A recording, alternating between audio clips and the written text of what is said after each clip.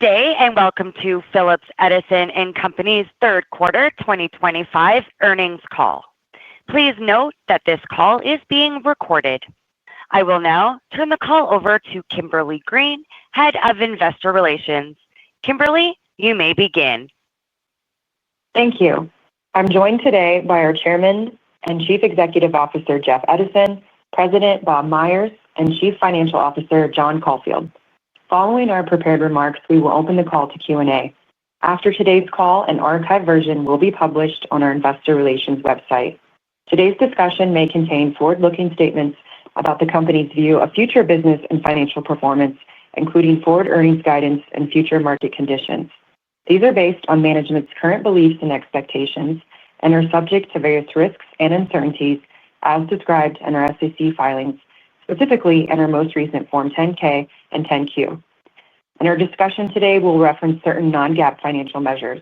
Information regarding our use of these measures and reconciliations of these measures to our GAAP results are available in our earnings press release and supplemental information packet, which have been posted on our website. Please note we have also posted a presentation with additional information. Our caution on forward-looking statements also applies to these materials. Now I'd like to turn the call over to Jeff Edison. Jeff? Thank you, Kim, and thank you everyone for joining us today. The PECO team is pleased to deliver another quarter of solid growth. Given the continued strength of our business, we are pleased to increase our guidance for NAREIT and core FFO per share. The midpoints of our increased full-year 2025 NAREIT and core FFO per share guidance represent a 6.8% growth and a 6.6% growth, respectively. I'd like to thank our PECO associates for their hard work in maintaining our unique competitive advantages and driving value at the property level. The market continues to focus on tariffs and U.S. economic stability. As it relates to PECO's grocers and neighbors, we continue to feel very good about our portfolio. PECO has the highest ownership percentage of grocery-anchored neighborhood shopping centers within our peer group. 70% of our ABR comes from necessity-based goods and services. This provides predictable, high-quality cash flows and downside protection quarter after quarter. This also limits our exposure to discretionary goods, which we believe are at risk of greater impact from tariffs. PECO continues to deliver strong internal growth.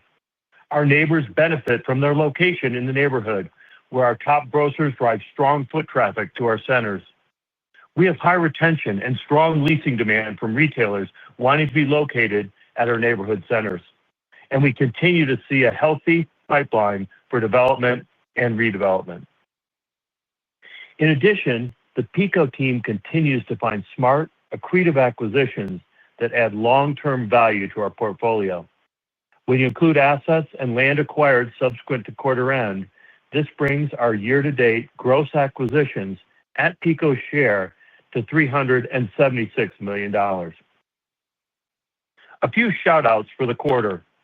The operating environment and PECO's ability to deliver growth continues as it has for the past several years. Our leasing activity and occupancy remain very strong. We continue to operate from a position of strength and stability. Moving to the transactions market, activity for grocery-anchored shopping centers remains competitive. The strength of our activity in the first half of the year allowed us to be more selective in the second half. We remain committed to our unlevered return targets, and we remain confident about our ability to deliver on our full-year acquisition guidance. Including acquisitions closed after the quarter end, we acquired $96 million of assets at PECO's share since June 30th. This activity includes 2 unanchored centers.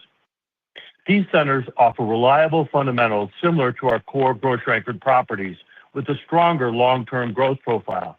They're located in the same trade areas as our grocery-anchored centers, growing suburban markets with strong demographics, with a focus on everyday retail. Neighbors located at these centers are delivering necessity-based goods and services within their respective communities. We will share more details on why we believe these everyday retail centers are a natural complement to PECO's long-term growth strategy during our upcoming virtual business update. This webcast is planned for December 17th. We also continue to make great progress with our joint ventures. During the third quarter, our JV with Lafayette Square and Northwestern Mutual acquired the Village at Sand Hill. This is a grocery-anchored shopping center located in a Columbia, South Carolina suburb. Our pipeline for the fourth quarter and 2026 also includes additional assets for our JVs. Lastly, we are actively expanding our development and redevelopment pipeline. We build in our parking lots and acquire adjacent land to our centers. And this quarter, we acquired 34 acres of land in Ocala, Florida. While it's too early to share details of this project, we are working with partners to build a grocery-anchored retail development. As you know, these take a long time. We will share more details on this project as we're able to update you. We are very pleased with our results for the quarter and our outlook for the balance of 2025. And we are actively growing our leasing and transaction pipelines for 2026. We believe we are the most aggressive operator in the shopping center space. The PECO team is continuously looking for opportunities to grow our business better. We look forward to updating you on our long-term growth plans during our December 17th business update. I will now turn the call over to Bob. Bob? Thank you, Jeff, and thank you for joining us. PECO continues to deliver strong leasing activity driven by our grocery-anchored neighborhood centers and necessity-based neighbor mix. This momentum is clear in our operating results again this quarter. Our neighbor retention remained high at 94% in the third quarter, while growing rents at attractive rates. High retention rates result in better economics with less downtime and dramatically lower tenant improvement costs. PECO delivered record-high comparable renewal rent spreads of 23.2% in the third quarter. Comparable new leasing rent spreads for the quarter remained strong at 24.5%.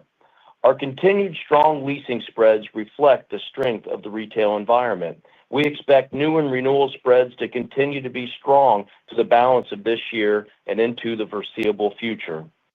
Leasing deals we executed during the third quarter, both new and renewal, achieved average annual rent bumps of 2.6%. This is another important contributor to our long-term growth. Portfolio occupancy remained high and ended the quarter at 97.6% leased. Anchor occupancy remained strong at 99.2%, and same-store inline occupancy ended the quarter at 95%, a sequential increase of 20 basis points. Given our robust leasing pipeline, we expect inline occupancy to remain high throughout the remainder of the year, which is very positive. As it relates to bad debt in the third quarter, we actively monitor the health of our neighbors. Bad debt remains well within our guidance range. We are not concerned about bad debt in the near term, particularly given the strong retailer demand. We continue to have a highly diversified neighbor mix with no meaningful rent concentration outside of our grocers. Turning to development and redevelopment, PECO has 22 projects under active construction. Our total investment in these projects is estimated to be $75.9 million, with average estimated yields between 9% and 12%. Year to date, 14 projects were stabilized through September 30th. This represents over 222,000 square feet of space delivered to our neighbors and incremental NOI of approximately $4.3 million annually. As Jeff mentioned, we continue to grow our pipeline of development and redevelopment projects. This activity remains an important driver of our growth. I will now turn the call over to John. John? Thank you, Bob, and good morning and good afternoon, everyone. Our third quarter results demonstrate what we've built at PECO, a high-performing, grocery-anchored, and necessity-based portfolio that generates reliable, high-quality cash flows. As Jeff said, the PECO team continues to operate from a position of strength and stability. Third quarter NAREIT FFO increased to $89.3 million, or 64 cents per diluted share, which reflects year-over-year per-share growth of 6.7%. Third quarter core FFO increased to $90.6 million, or 65 cents per diluted share, which reflects year-over-year per share growth of 4.8%. Turning to the balance sheet, we have approximately $977 million of liquidity to support our acquisition plans. We have no meaningful maturities until 2027. Our net debt to trailing 12-month annualized adjusted EBITDA was 5.3 times as of September 30th, 2025. This was 5.1 times on the last quarter annualized basis. As Jeff mentioned, we are pleased to update our 2025 guidance. We are reaffirming our guidance range for 2025 same-center NOI growth. This reflects solid full-year growth of 3.35% at the midpoint. As we have said previously, the timing of our same-center NOI growth in 2024 presents difficult comparisons to the fourth quarter of 2025. Specifically, the recoveries in 2024 were weighted to the fourth quarter, whereas they are more even quarter to quarter in 2025. Our current forecast for the fourth quarter of 2025 reflects same-center NOI growth between 1% and 2%. We estimate this growth rate would have been closer to 3% if the recoveries in 2024 were more evenly distributed.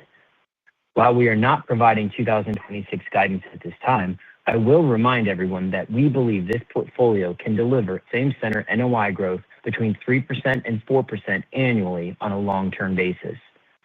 As Jeff mentioned, our increased guidance for 2025 NAREIT FFO per share reflects a 6.8% increase over 2024 at the midpoint, and our increased guidance for 2025 core FFO per share represents 6.6% year-over-year growth at the midpoint. Our guidance for the remainder of 2025 does not assume any equity issuance. Importantly, our FFO per share growth is a function of both internal and external growth. PECO is not dependent on access to the equity capital markets to drive our strong growth.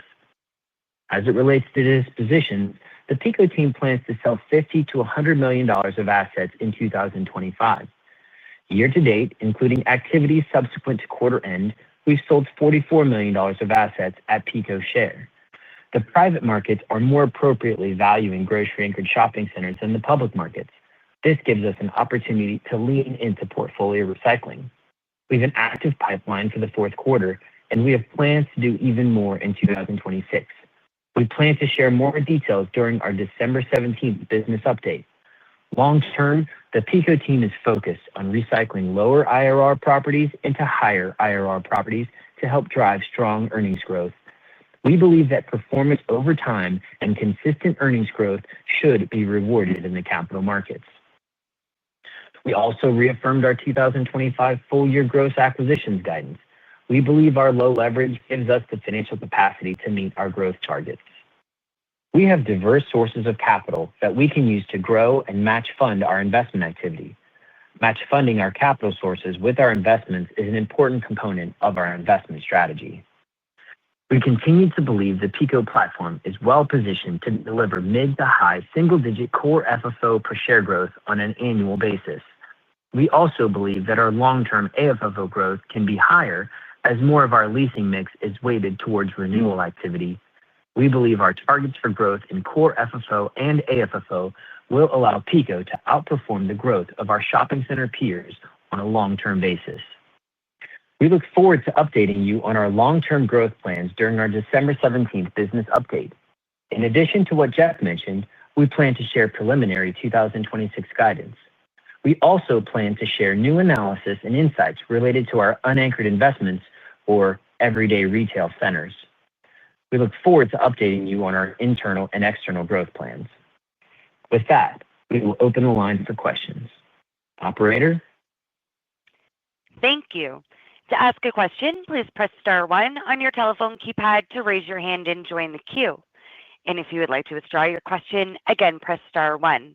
We also ask that you limit yourself to one question and one follow-up.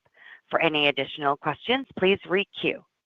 And your first question comes from the line of Andrew Reale with Bank of America. Please go ahead. Good afternoon. Thanks for taking my questions. First, can you just share more on your thinking around acquiring development land at this point in the cycle? Why is right now the right time to pursue opportunities like this, and are you evaluating other ground-up development sites at this point in time? Well, Andrew, thank you for the question. Bob, you want to talk a little bit about this specific project? Yeah, absolutely. Thanks, Jeff. And Andrew, thank you for the question. Yeah, we're really excited about this opportunity. We had a nice partnership with a national grocer that was interested in the growth aspects of Southern Ocala. 10,000 new homes and residential opportunities coming into the market over the next 5 years. A lot of positive growth. It's going to be a 34-acre site, and we'll end up selling part of it to the grocer, and then we'll have 7 out parcels available for us to continue to do what we do year over year. I mean, we've developed 51 out parcels in our portfolio over the last 5 years, and we'll either do ground leases or build to suit. So this is kind of a one-off scenario. Will we continue to look for sites in the future? Yes, if it makes sense. In this particular asset, we're going to deliver about a 10.5% unlevered return. So we feel really good about, not only being some of the retailers' largest landlords, but this is a great opportunity for us to step in the right market. Okay, thank you. That's helpful color. And then if I could just ask a follow-up, could you maybe just provide more detail on the makeup of your current acquisition pipeline and just how much more incremental volume could you potentially close before year-end? I know, Jeff, you had mentioned you're being a little more selective in the second half now, so just curious on where we might shake out relative to the acquisition range. Thank you. Yeah, I'll give you, and Bob follow up as well.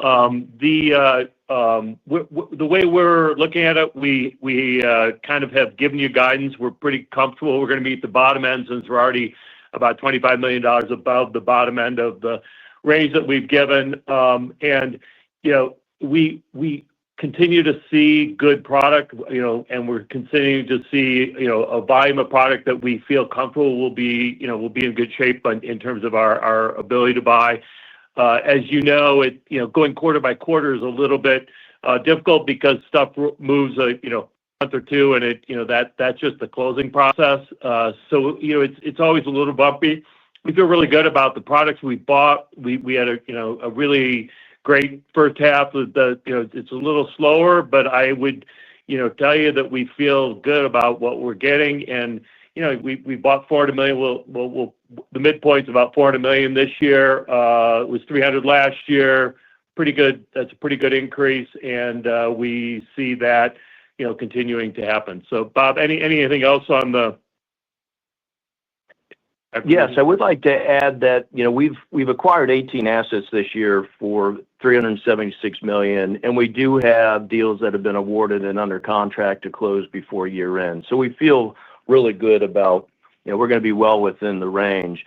The other thing I would mention is just we're delivering unlevered returns above a 9 in all these categories. So we feel real good about the acquisitions. The other thing I would mention is these blend to like a 91.5%, 92% occupancy going in. And when you look at our portfolio at 97.7%, this continues to give us internal growth in the future for same-center NOI growth. So it is, it's a dual path in terms of growing earnings and NOI. So we're really excited about what we've acquired so far, and early indications would suggest that we're operating them extremely well, and we're getting continued leasing momentum. Okay, thank you very much. Thanks, Andrew. Your next question comes from the line of Caitlin Burrows with Goldman Sachs. Please go ahead.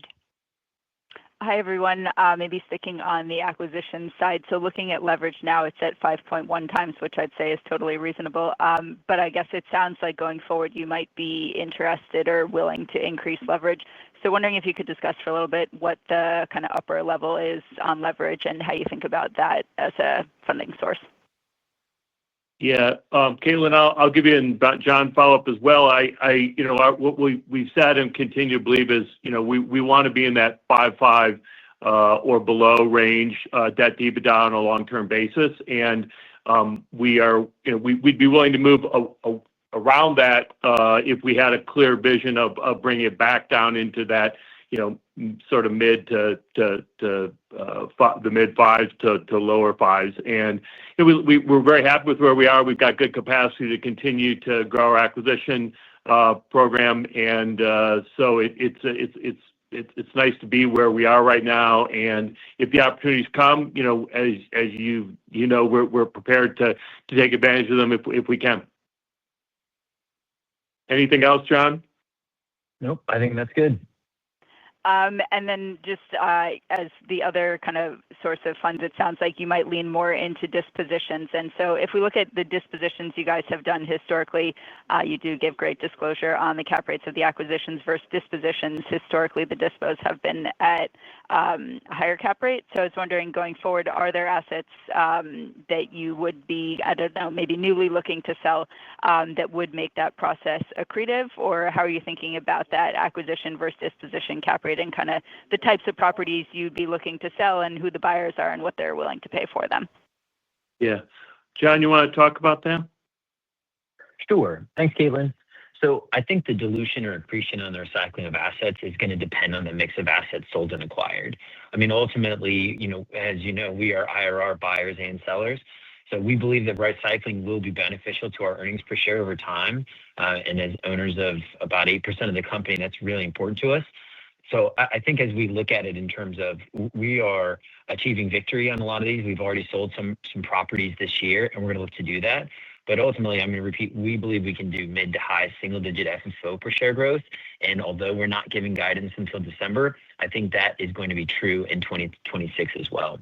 So not exactly answering your question because it's going to depend upon the mix of the timing of the closings, but we're managing that very closely. And the relationship you're describing has been true historically. I think it's going to tighten and improve as we look forward, but it depends upon the mix.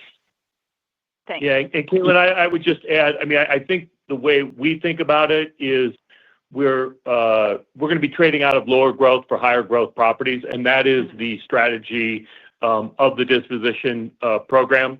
There is some de-risking in that, but mostly it's going to be trading to areas where we can get more growth. Mm-hmm. Thanks. Your next question comes from the line of Haendel St. Juste with Mizuho. Please go ahead. Hi there. This is Ravi Vaidya on the line for Haendel. Hope you guys are doing well. I wanted to ask about redevelopment here and the broader redevelopment pipeline. What's your target size for this to be, and how should we consider funding? Is this going to be primarily through free cash flow or through further dispositions? Thanks. Great, Ravi. When you're talking about that, are you talking about all of our redevelopment, including the outlot stuff that we're doing, or is that what you're focused on there? Yeah, both ground up new development and redevelopment of existing pads or any outlet kind of work. Great. Okay. Bob, you want to take that? Yeah, no, absolutely. I appreciate the question. So over the last 3 or 4 years, we've generated between 40 and 55 million in our ground up redevelopment bucket. And those years we were solving for between a 9 and 12%. We find that this is a wonderful complement to our same center NOI growth, and we are hopeful to get 100 to 125 basis points towards it through this pipeline. We have a nice pipeline out for the next 3 years that would be consistent of approximately 50 to 60 million a year to contribute to that. So we don't see anything slowing down on the development side or redevelopment side, and we've seen a lot of success with generating solid returns. Got it. That's helpful. And maybe just one on the bad debt. Would you say that this quarter's bad debt expense in the current tenant credit landscape, is that appropriate to consider as a run rate going forward into fourth quarter and into 26?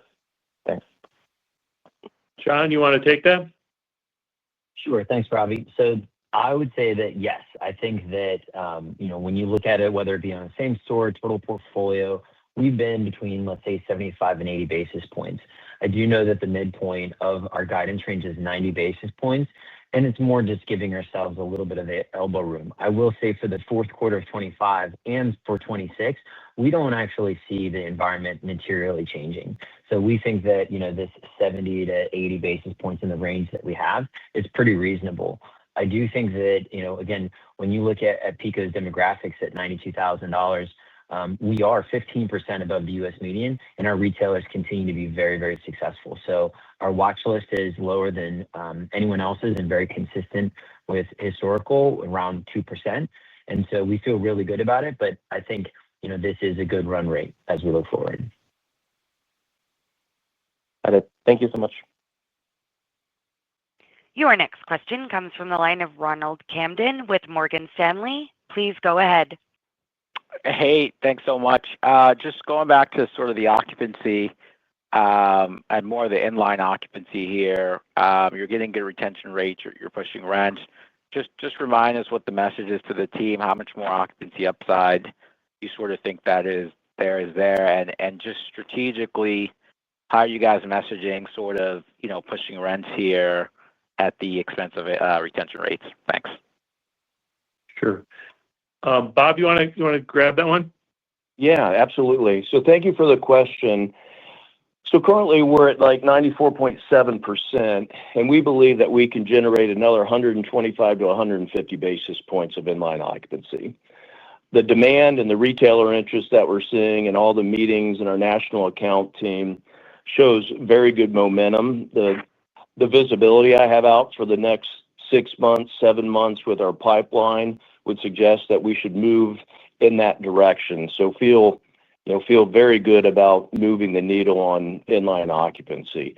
I think in terms of growing rents, on the renewal question in particular, at 94% retention, that's a very solid retention number.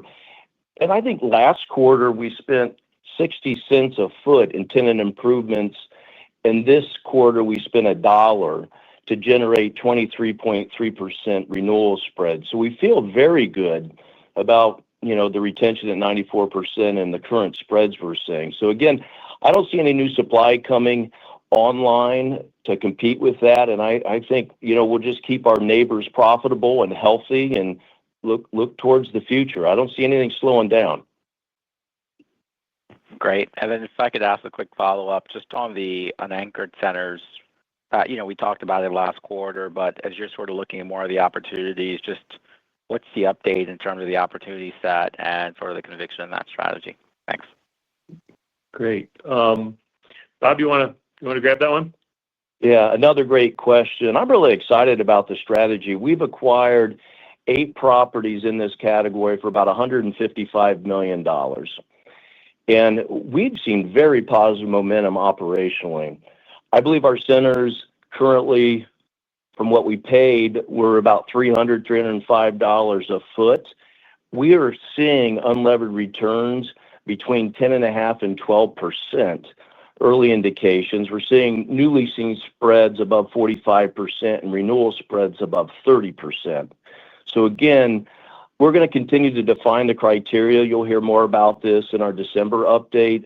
But early indications, this is going to be a great complement to growing our same center NOI in the future. So we're really excited about it.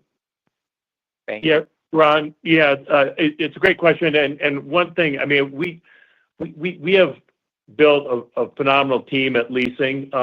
We kind of look at this as just having more neighbors. We have a way of bringing this, finding more neighbors that we can put the machine to work on and get these kind of returns that Bob was talking about. So we're excited about it. Again, it's as you know, it's a very small piece of the overall portfolio, and but it's very consistent with our focus on necessity retail and giving the consumer what they want and being locally smart at the property level. So all those pieces are encouraging to us, as well as the results Bob talked about in terms of investment in that product.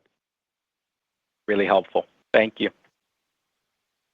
Your next question comes from the line of Michael Goldsmith with UBS. Please go ahead.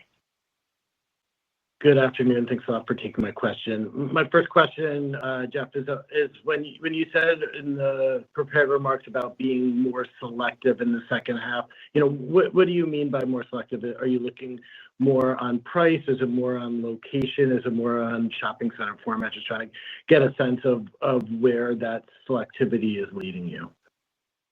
I think it's tougher underwriting. It's not a difference in terms of what we like, what we do, but in terms of underwriting, with the potential risks of the stability of the economy, I think we took a tougher.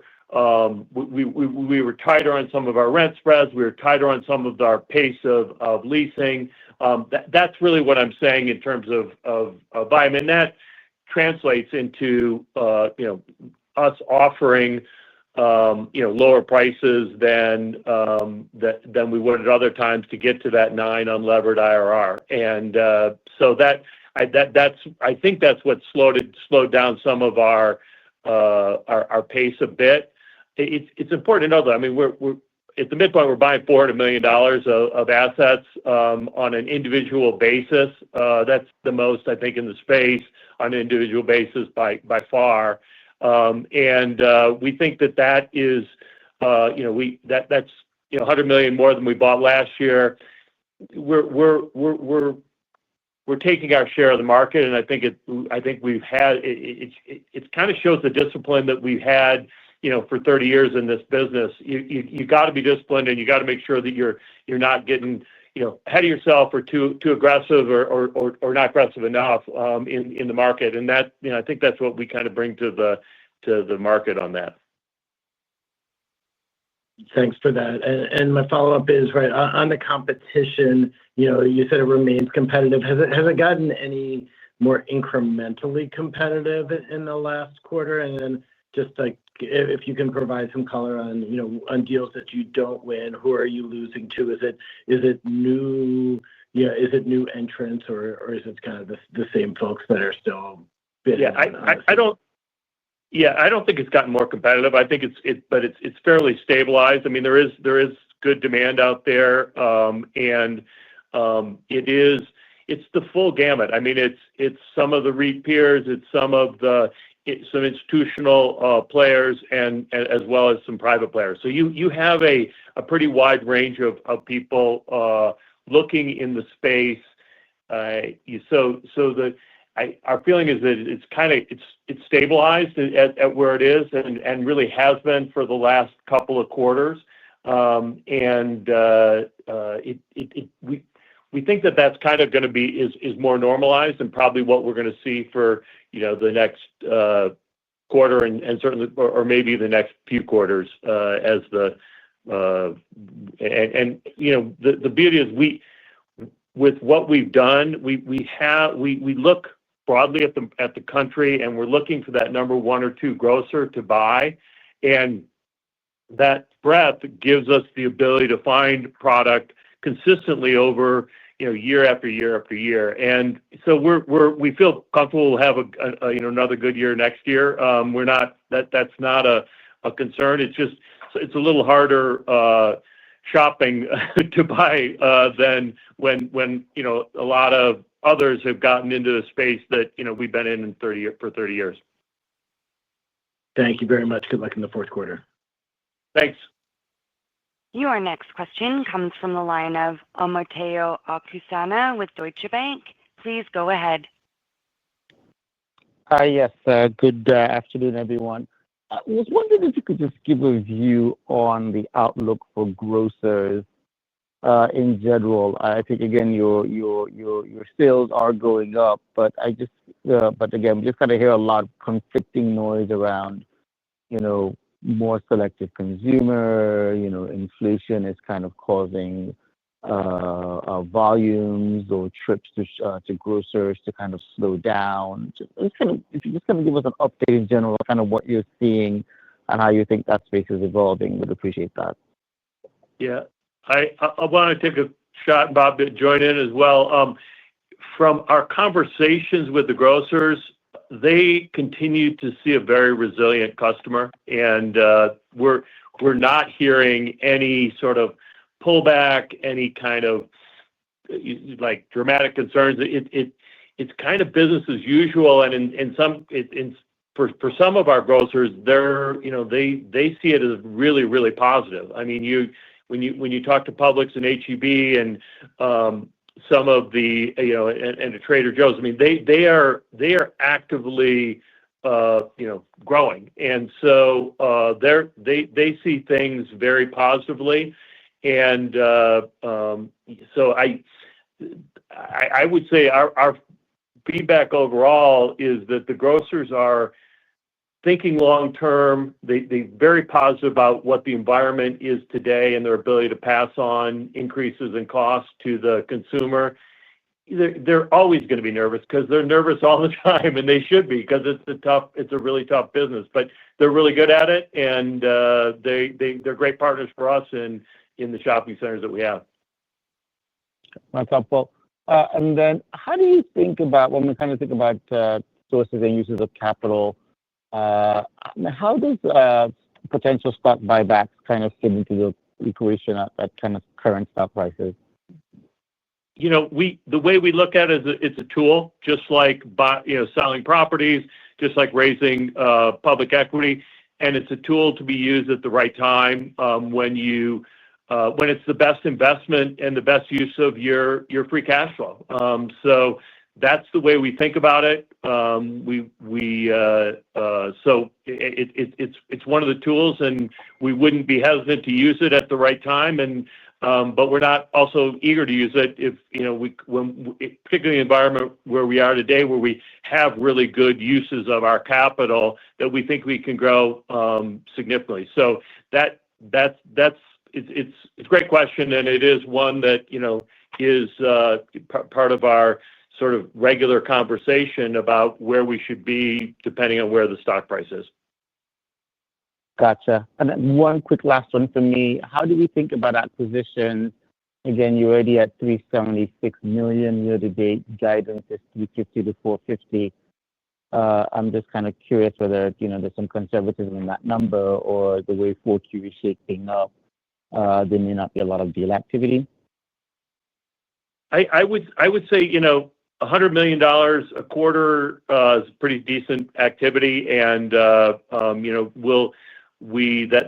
gets us to 400 for the year. We feel, which is the midpoint of the guidance, we feel good about that. And I wouldn't be overly. We don't feel a lot more aggressive than that, or we'd change guidance, but we don't feel that we won't meet that either. So we think the guidance is a pretty good place to be looking at. Thank you very much.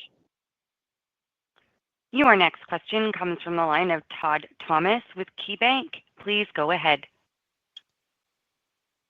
Hi, thanks. First question, just regarding dispositions, you commented it sounds like next year will be higher than this year's $50 to $100 million target. Is there a segment of the portfolio or kind of a larger portion of the asset base that you ideally would like to recycle out of? Is there any insight around how much you might look to sell over time, and also whether the plan is to sell assets on a one-off basis, or if there could be some larger transactions, perhaps, just given the increased competition that you're saying? Yeah. John, do you want to take that one? Sure. And then Bob, you can follow up after that. So, Todd, I would say that we're looking at multiple options, because I think we do think that as there is great competition for grocery-anchored shopping centers in the market, there are a lot of them that we've taken to a stabilized place, and there are buyers out there that are just interested in more of a completely solved button-up solution. So that is something you're going to see. I think you will see us sell more next year. It's hard to say because, again, similar to the acquisition timing, it can move quarter to quarter or things like that. I wouldn't say, and this is where Bob will come in, I wouldn't say we're looking at anything specific on an individual region or things. It's more the IRRs. It's that if we look at forward and realize that we've taken or achieved most of the growth in the asset, that we will look to sell that. And I think we look to sell it, individually or as a portfolio. Bob, anything more? Yeah, I'll just add that I think we'll end up selling between 100 and 200 million next year, and I believe that it'll all be done on a one-off basis. So I don't see a portfolio there because we do want to be very surgical as being active portfolio managers. So Jeff and John touched on it, but certainly 100% stabilized assets that when I look at our forward IRRs would generate 6.5%-7% returns. We think we can, replace those assets with these 9.5%, 10% unlevered return deals and pick up 200 basis points in spread over the long term. So that's what we're focused on, and that'll be our strategy. Okay, got it. So it sounds like a little more of an ongoing portfolio sort of asset management process. Just to the plan is to remain net acquirers, just sort of prune the portfolio over time by selling lower growth assets and upgrading quality and improving growth. Yeah, it is. I think that makes a lot of sense. Yeah. Okay. And then my last, just for John, real quick, can you just talk about the drivers behind the interest expense decrease underlying the updated guidance? And are there any updates on the swap expirations in November and December? Sure. So with regards to the guidance and interest rates, I mean, I think part of it was conservatism for us, and then the timing of the acquisitions relative to the guide. I don't think there's anything much farther than that. With regards to the swaps, we're 5% floating today. If those burn off and nothing changes, we'd be about 15% floating today. We do have a long-term target of about 90%. Ultimately, those, if they went based on where today's rates are and no further cuts, they'd be kind of around 5.3%. We can issue in the long-term debt markets around 5%, but I think we are in a position now where interest rates are coming down. At least that is the perspective of the market. And so we were going to do what we do, which is we are looking opportunistically at extending our balance sheet. We do like the idea of being a repeat issuer in the long-term bond market, and that's where there'll be capacity. So I think we're comfortable right now with if those expire and we remain floating with that floating rate. But we will be looking to access the bond market. I would point out we don't have any meaningful maturities until 2027, and our actions will be consistent with what we've done in the past.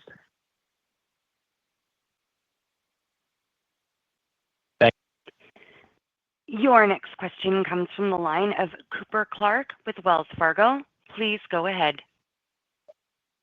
Great. Thanks for taking the question. Just given the supply backdrop and current strength in the leasing environment, curious how we should think about long-term upside to NOI growth on an occupancy-neutral basis as you capture upside on spreads, improve escalators, and other lease structures. John, do you want to break? I think that's probably best broken down in terms of what we see as the pillars of that growth. Cooper, I think the pieces for us is we're going to look to deliver 3 to 4% on a long-term basis. Our rent bumps are approximately 110 basis points. And I'll point out that that's up, I think, 50 basis points over the last couple of years. So we think that we've got good continued growth there. And our leasing spreads continue to be very strong on both renewal and a new leasing basis. So I think as we look at it, there's a combination of the new leasing, the rent bumps, the development that we're able to do, on the out parcels that are already a part of our existing properties to really drive that towards that, keeping us in that 3 to 4%. I think that we will continue to buy assets that Jeff or Bob referenced earlier with occupancy availability that'll allow us to kind of continue that momentum and move up from there. Bob, I don't know if you have anything you want to add. I don't have anything to add, John. Great. And then you noted you expect between $100 and $200 million of dispositions next year. Curious how we should think about additional funding sources in your current cost of capital with respect to the $350 to $450 million annual long-term acquisitions target. Yeah. John, do you want to just give the ladder on that? Sure. As we had said on the call, I would say, our funding sources are going to be over $100 million of free cash flow that we generate and retain after the dividend, which I would also highlight. We just raised almost 6% this quarter. So we have the cash flow that we generate. We have the growth in the base.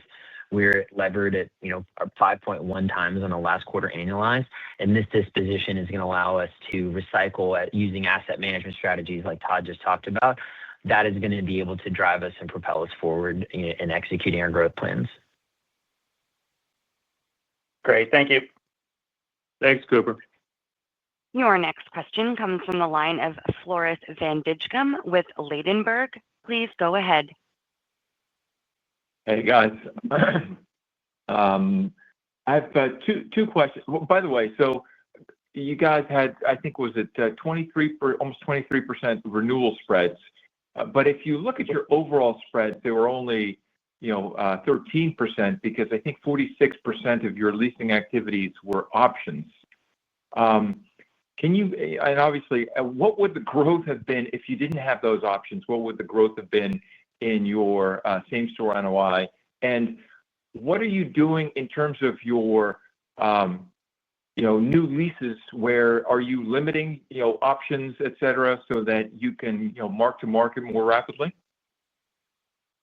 So, Bob, you want to talk about the options? John, do you want to talk about what Floris was? By the way, hello, Floris. Good to hear your voice. Hey, Jeff. And on the options, and then John, if you can just kind of walk through what that impact would have been without the options. So the growth without options.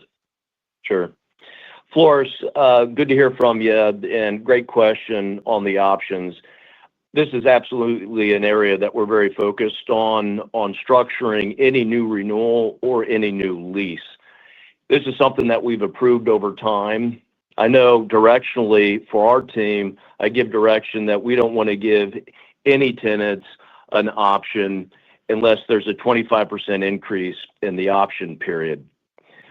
The challenge with it is, national retailers are making a large investment in this space, so they do want to have options, usually 3-5-year options as an example, and they certainly want to negotiate that number. But as a foundation to our strategy, we're always starting with no options.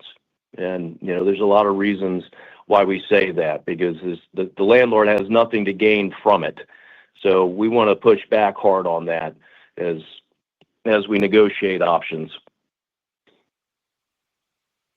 And with regards to the math, I would say that it's tough because the options, the biggest portions coming from our grocers, is a part of the strategy. As we look back at the combined leasing spread of all of it, it was 16% last quarter. It's 13% now. I think, as Bob said, we have strategies to do that. But I do think this is where the complements come in of more neighbors in other ways. But the new leases was almost 30% over the last 12 months and 21% on renewals over the last. And the volume of footage is about the same. So you'd have had 25% net growth instead of the 13% net growth adding to your NOI. So it's very strong, but I do think the options are something we try to mitigate, but are still part of the portfolio. Thanks, guys. John, I appreciate that.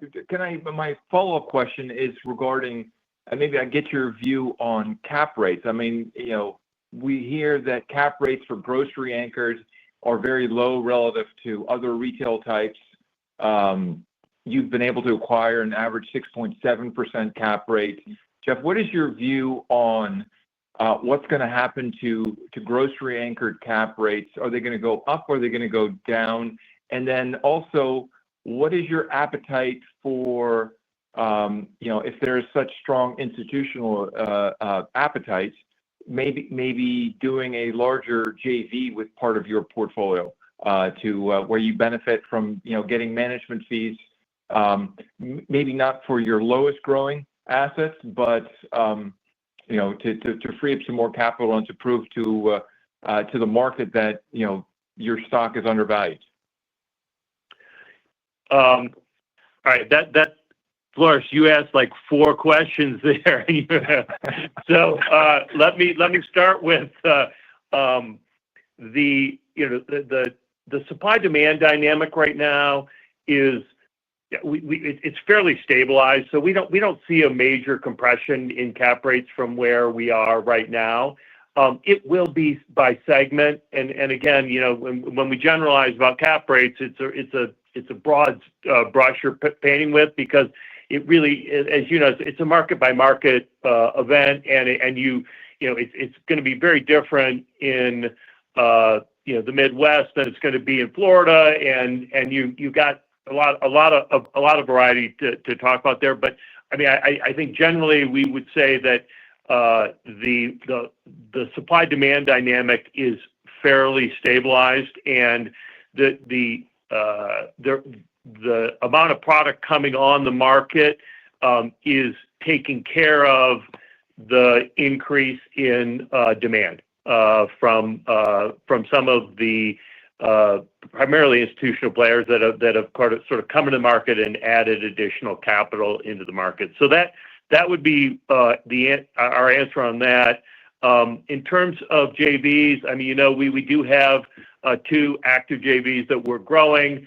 We do see that as a way of having growth and getting better returns, as you point out, through the fee structure and owning less of the overall equity. So that is a opportunity. It's not a major part of our business, but it is an opportunity to continue to find places to put the PECO machine to work and create value. And that's what we do, and I think that will continue to be something that we look at, and we'll look at in our disposition program too, because are there ways to take assets that are slower growth, but that would be we'd like to own on a long-term basis and maybe take a little less equity in those. So those are all things that we're looking at as opportunities, in a market where the values are compressed in our space. So we've got a lot of options, and we'll continue to use those. Thanks, Jeff. Yep. Thanks, Floris. Your next question comes from the line of Hong Zhang with J.P. Morgan. Please go ahead.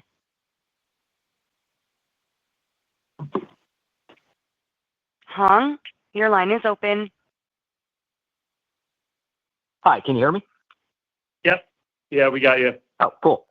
Thanks. I guess just a question on funding your acquisition pipeline for next year. You've traditionally funded your acquisitions through with majority debt. I guess what is the thinking around changing that composition to be more with dispositions next year, especially with rates falling where they are? Because correct me if I'm wrong, but once you get more of a spread, if you were to fund your acquisitions on debt currently. Well, I'll take the first, then John, you can answer the question. We are we always have been and will continue to be focused on keeping a really good balance sheet so that we can take care of we can take advantage of opportunities as they arise.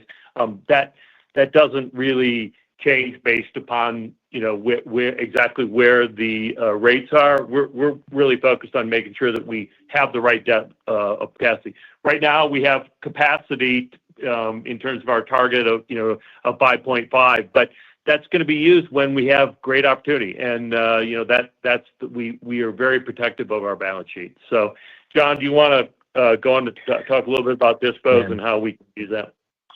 Yeah, Hong, the piece that I would say is that at 5.1 times in the last quarter annualized and a long-term target of 5.5 times, we do think we have capacity there in addition to the $100 million of cash flow that we retain. The other piece I would say is that we believe that on a leverage neutral basis, we can buy $250 to $300 million of assets a year.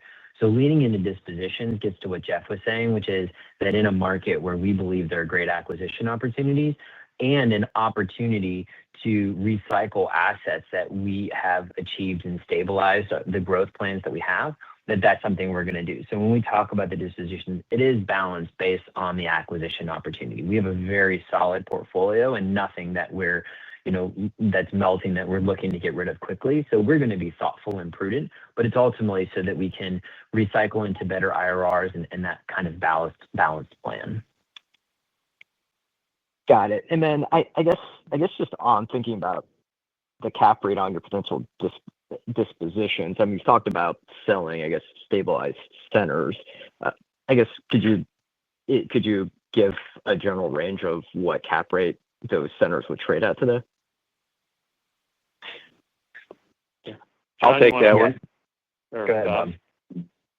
So based on some of the assets that we currently have in the market, we believe that the assets will trade anywhere between a 6.3 and a 6.8.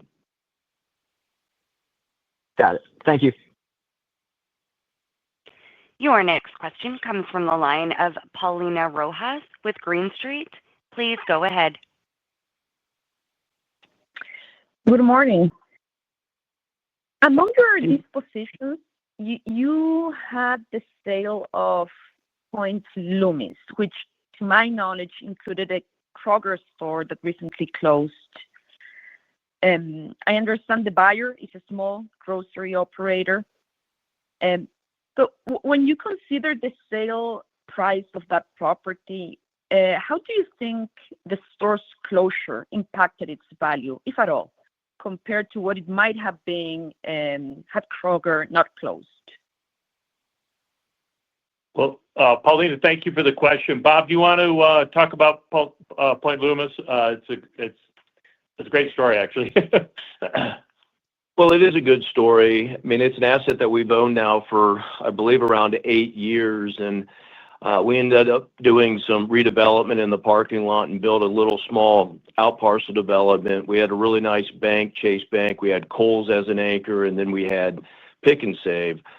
We knew that Pick and Save was struggling for the last, I would say, 5 to 7 years. So we had worked with them on 2-year renewals, and then finally came to a point when they announced that they were going to close those 60 stores, that this would be on the list. So it wasn't a surprise. The good news is that we did have another grocer lined up who was an owner-operated operator that purchased it that we've recently closed. So it was time for us to move on from the asset, and we did well with it. And I think specifically, and Jeff may have a different answer than I do on this, but I think when you lose a grocer like a Kroger, it could certainly impact your cap rate, 100 to 250 basis points. Yeah. The only thing I'd add there, Bob, is once you know that the grocer's in trouble, which we've known for 7 years, the cap rate's already changed. So you're not going to see a 200 basis point change in that cap rate the day that that they close. It will have already happened, and that's what happened here. When we bought the property, we bought it at a cap rate that was very high, and so it was. We knew we were taking on that risk from the very beginning, and that's why we made a lot of money on that property, even though it didn't. It's not very pretty, but we made a lot of money on it. So that is how we we think about it, and that's why you've got to be you got to be thinking really long term, because the moment there is question about the grocer, that's when the cap rate hits. Yeah, that makes sense. And somehow related a little bit, but regarding the new development that you mentioned, I think I heard an expected IRR of around 10%. And I also believe you mentioned that you plan to sell a portion to the grocer. So I presume you will focus on small shops mostly in that center. And my question is, how much would your IRR differ if you retained ownership of the grocery store rather than selling it to the retailer? All right. So we are going to answer that question December 17th for you.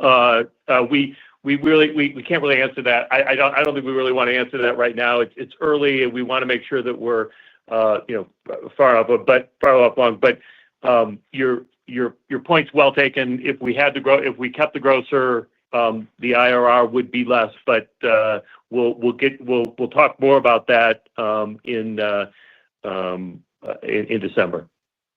So if that's okay. Your next question comes from the line of Juan Sanabria with BMO Capital Markets. Please go ahead. Hi, thanks for the time.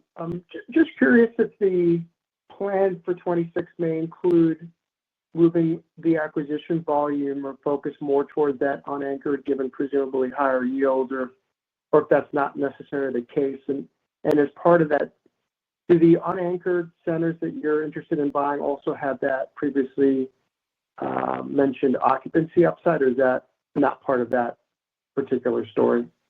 Yeah. Bob, you want to take that one? No, yes, that's a great question. And to answer the question, we're going to speak more in December in terms of our guidance next year. But early indications would suggest that we'd be in the same zip code of where we were at this year. In terms of the unanchored strategy, we are going to look more aggressively in that category next year. We are already seeing great results from it and better returns. So I can't tell you specifically if we'll buy $100 million or $200 million of the product next year, but we are finding, there's 65,000 opportunities in the market in that category. And given our operating expertise, we feel like this is something that we can step into. So we'll be highly selective. We'll be solving for above 10% unlevered returns in the strategy. But I just think it's a very solid complement to what we're doing. Okay, and then just the last one for me, G&A went up, the guidance there.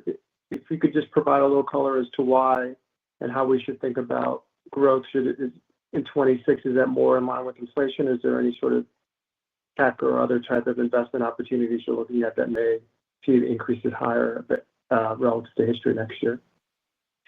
John, you want to take that? Sure. It's primarily related to performance-based and incentive compensation. Ultimately, last year, our growth was lower, and therefore, we have an environment that we incentivize for results. And so you're seeing improvement in that, as well as investments, as we talked about, in technology and resources that are going to allow us to scale as we look forward.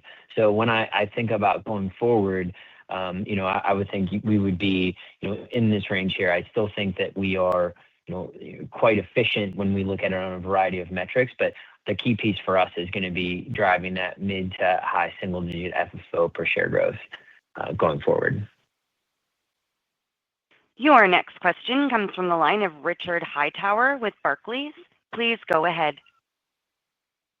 Hey, good afternoon, guys. Thanks for squeezing me in. I think just one from me, but maybe to put a different twist on Juan's question. You guys have mentioned it a couple of times on the call, so it strikes me as something that's fair game. But when you acquire assets with fairly significant occupancy upside, does that represent sort of a material component to the long-term 3 to 4% same-store NOI target? And then is just so I understand it, is there any sort of qualitative element about the asset in particular, or even in general, where you have sort of low occupancy going in?